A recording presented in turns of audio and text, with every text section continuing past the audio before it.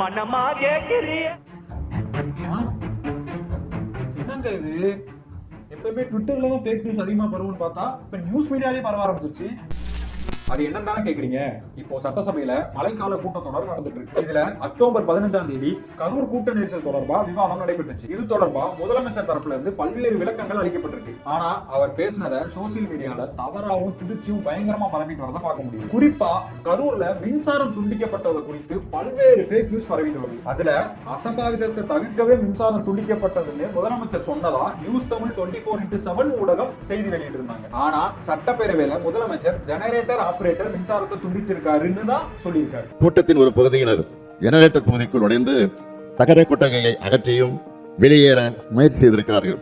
இதனால் மின்சாரம் தாக்குவதை தடுக்க ஜெனரேட்டர் ஆபரேட்டர் மின்சாரத்தை துண்டித்திருக்கிறார். இதை திருச்சி நியூஸ் தமிழ் 24x7 ஊடகம் செய்தி வெளியிட்டது சோசியல் மீடியா ஃபுல்லா வைரல் ஆயிட்டு வருது. அதே மாதிரி முதலமைச்சரும் கரூர் மின்வாரிய தலைமை பொறியாளரும் இந்த மின் துண்டிப்பை பத்தி மாத்தி மாத்தி கருத்து தெரிவிச்சுட்டு வராங்கன்னு சொல்லி சோசியல் மீடியால தவறா பரப்பிட்டு வராங்க. ஆனா விஜய் உரையாற்றி கொண்டிருக்கும் போது மின்தடை ஏற்பட்டதை திட்டவட்டமாக மறுக்கிறோம். விஜய் வருவதற்கு முன்பே மரம் டிரான்ஸ்பார்மர் மீது ஏறியதால் பாதுகாப்பு காரணத்திற்காக காவல்துறை அனுமதியுடன் மின்தடை செய்யப்பட்டது என்றும் கூட்ட நெரிசலால் தான் ஜெனரேட்டர் மற்றும் போக்கஸ் லைட் ஆஃப் ஆகியுள்ளது மின்வாரிய தலைமை பொறியாளர் பேசியிருக்காங்க. அதே போல் கூட்டத்தின் ஒரு பகுதியினர் ஜெனரேட்டர் பகுதிக்குள் நுழைந்து தகர கொட்டாயை அகற்றி வெளியேற முயற்சி செய்திருக்கிறார்கள். இதனால் மின்சாரம் தாக்குவதை தடுக்க ஜெனரேட்டர் ஆபரேட்டர் மின்சாரத்தை துண்டித்திருக்கிறார் முதலமைச்சர் பேசியிருக்காரு. இது ரெண்டும் எப்படி வேற வேறையாகும்? இதையடுத்து காவல்துறை அனுமதி கொடுத்த நேரம் மாலை 3 மணி முதல் இரவு 10 மணி வரை.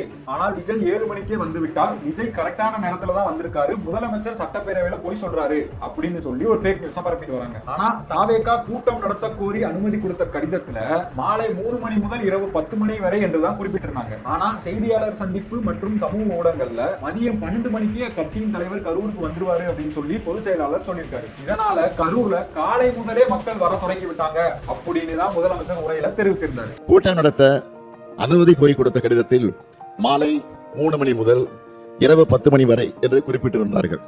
ஆனால் செய்தியாளர் சந்திப்பு மற்றும் சமூக ஊடகங்களில் மதியம் 12 மணிக்கு கட்சி தலைவர் கரூர் வருவதாக அக்கட்சியின் பொதுச் செயலாளர் தெரிவித்திருந்தார்.